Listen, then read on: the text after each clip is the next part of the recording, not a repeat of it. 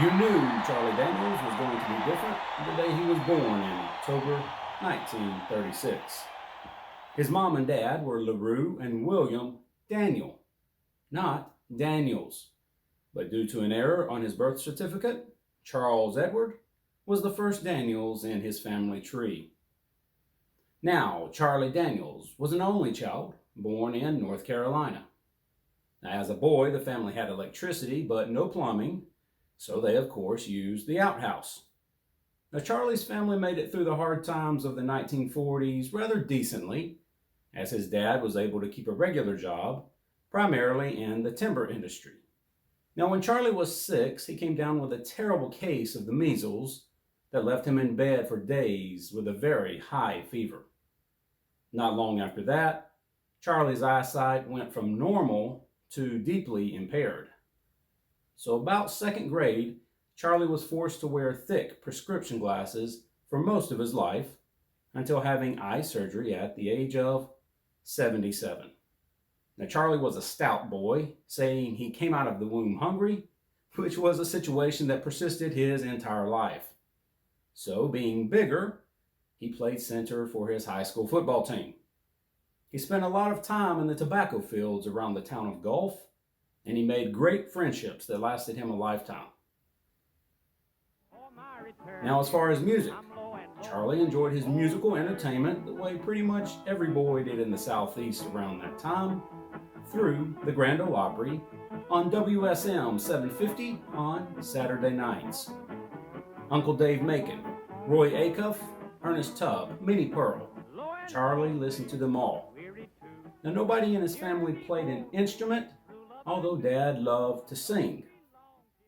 But it was when Charlie walked into the house of one of his high school buddies and saw him playing the guitar. That's when Charlie's life changed forever. Charlie just had to learn to play the guitar. Then another friend brought in a mandolin, which Charlie also learned to play. Then another friend brought in a banjo.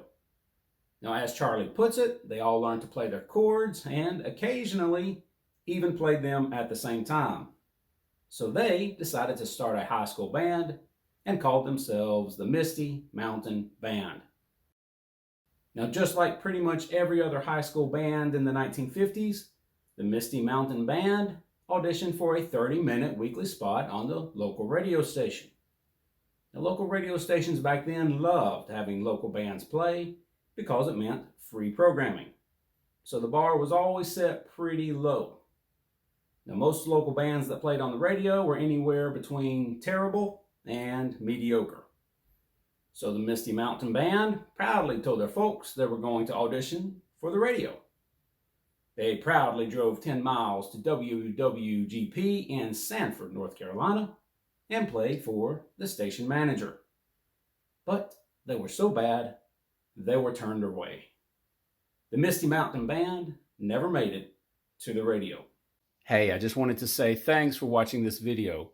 This Stories of Country Music YouTube channel is growing by the day. We're getting new subscribers every single day, and you can help this channel grow even more by liking this video and subscribing, which simply lets YouTube know people are watching and they will boost the videos more. So if you don't mind liking and subscribing, I'd certainly appreciate it. Now, back to the story. But that didn't matter to Charlie. He had fallen in love with music. Now, over the years, he taught himself to play several instruments, including the guitar, bass, and of course, the fiddle. Charlie says he never was musically talented. He says he always had to put in a lot of work to learn to play anything, and that frankly, he learned to play the fiddle all wrong. He held the bow too tight, he pressed down on the strings too hard. Perhaps it was technically the wrong way to play, but it would give Charlie such a unique tone on his records and set him apart from all the other fiddlers. Now, after Charlie graduated from high school, he started to learn to become a timber inspector. But that was just his day job. His night job was music.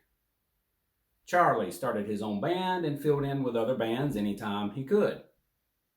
Now, as is often the case in the music business, staying visible is half the game, and eventually he got asked to join a band that played 6 nights a week. The only problem was that this band played 50 miles away from where Charlie lived. So that would mean Charlie would have to get up early in the morning, work at the lumber mill all day, go home in late afternoon, get a shower, drive 50 miles, play for 4 hours, drive 50 miles back home, get back after midnight, and get just enough sleep to get up and go to work again. So of course, Charlie Daniels accepted. Now the Rockets, as the band would name themselves, worked the local band circuit for years, with Charlie keeping that same brutal schedule. Over time, though, they started to gain a pretty good following, and Charlie was able to quit his job. But he still kept the same schedule. The band played 6 nights a week, many times until 2 o'clock in the morning. On Monday, his only day off, it wasn't unusual to find Charlie back at the club playing with another band. Music is just what Charlie Daniels did. But when Charlie was 24 years old, life started unraveling. You may have heard that it's really tough to keep a band together. Musicians get bored or burned out, want to do their own thing, get married, get addicted. All kinds of things can happen in a band. And those things started happening to Charlie's band. This guy quit, that guy got married, and before long, the Rockets just became a rotating door for musicians, struggling to keep anyone together. And Charlie wasn't helping things either. You see, Charlie had gotten married, and that turned out to be a terrible mistake. Charlie and his wife, Lee, fought all the time. Charlie says he wasn't a fighter. Confrontation bothered him, especially when he couldn't get away from it. And try as they might, Charlie and Lee could never find stable ground. With all the different personalities shuffling in and out of the band, it wasn't long before they disbanded, and Charlie had to find somewhere else to play. So Charlie started playing anywhere he could.